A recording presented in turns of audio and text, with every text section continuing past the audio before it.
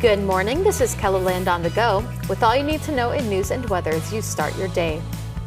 Devil's Tower National Monument is set to reopen today at 8 a.m. after a wildfire in eastern Wyoming forced an evacuation and temporary closure. However, all trails and backcountry areas will remain closed while fire crews continue working in the park.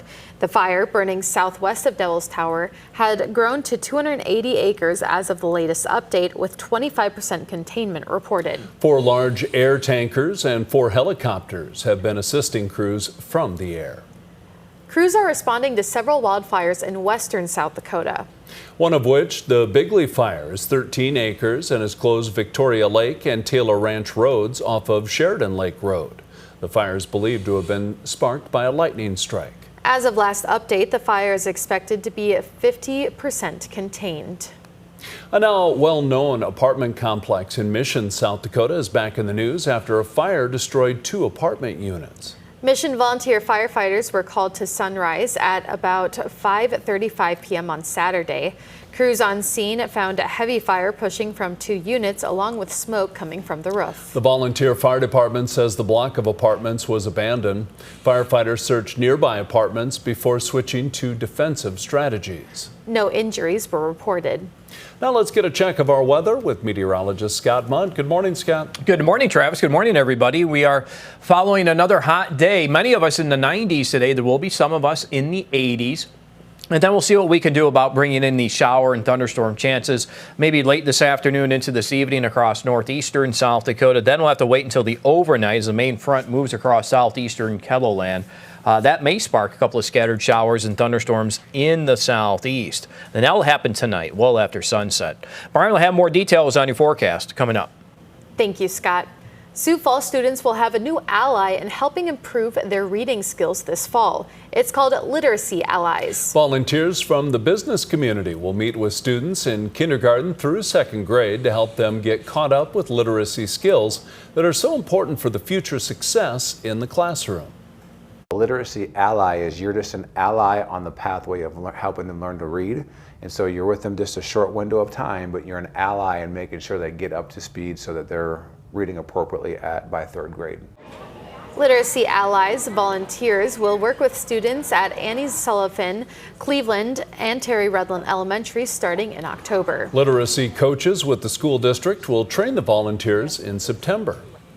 MB in downtown Sioux Falls recently made a tough decision. They're going to be closing their pool at the end of August. Although the pool is closing, they're continuing to elevate working families in the area. Whether that's through our MB Education, where we have 4 child care centers between Madison, Harrisburg, and our 2 locations in Sioux Falls. We also have our school-age programming, before and after school programming in multiple communities and schools, as well as our youth programming from Girls on the Run to volleyball to our babysitting courses for young entrepreneurs. The nonprofit also focuses on working with women in workforce development. August 30th and 31st will be the last time the community can come out and enjoy the pool. Those days will be free of charge. A new stand at the fair this year features a different kind of snack for anyone with a sweet tooth. The vendor offers trendy treats, some of which include pickles and fruits that are injected with Kool-Aid. We've been doing different Kool-Aided items, and that we're also candying pineapple, we're candying grapes, skewers.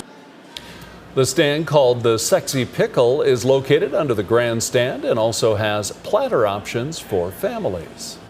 That's a look at some of our top stories. Now let's get another Check Your Weather with meteorologist Brian Karstens. Brian?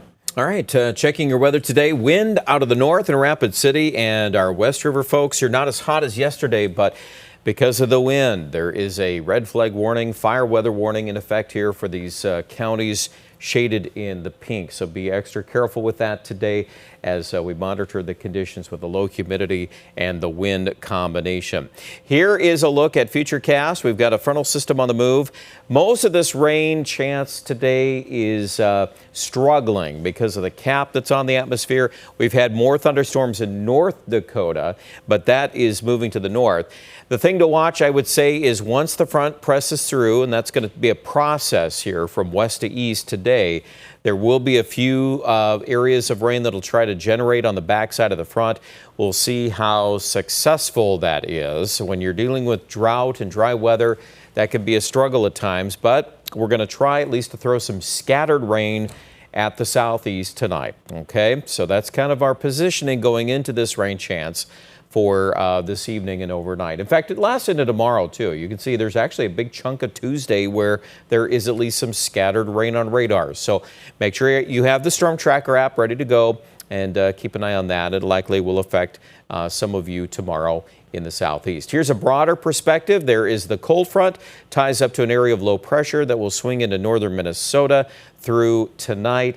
And again, your best chances of rain will be right along and just behind the front. Once that moves through, the main forcing for the rain by Tuesday night into Wednesday will shift to our south. And primarily speaking, a drier rest of the week. Might be a little severe weather tonight. There's a marginal risk in the green that does extend a little west of Sioux Falls. So not impossible to see that, but also probably not a widespread severe weather outbreak either. 95 today in Yankton. That's hot. 95 in winter. By the way, too, this frontal system coming out of Canada is going to drag down some smoke again. Just be aware of that. The air particulates in the atmosphere. 77 tomorrow. I think it'll feel a lot cooler. You're going to feel the difference with the wind out of the north. 78 on Wednesday. Back to the 80s after that. Looks like Aberdeen will also swing back up on temperatures later in the week, but tomorrow certainly a big cool down to 78. And the numbers here for Pierre and central South Dakota. Some relief from the heat, 76 tomorrow, 81 on Wednesday. Are we back to the heat at the end of the week? Yes, we're going to go back to 90-degree temperatures, possibly hitting 100 again by Saturday. Check out much more about that story online at KELOLAND.com.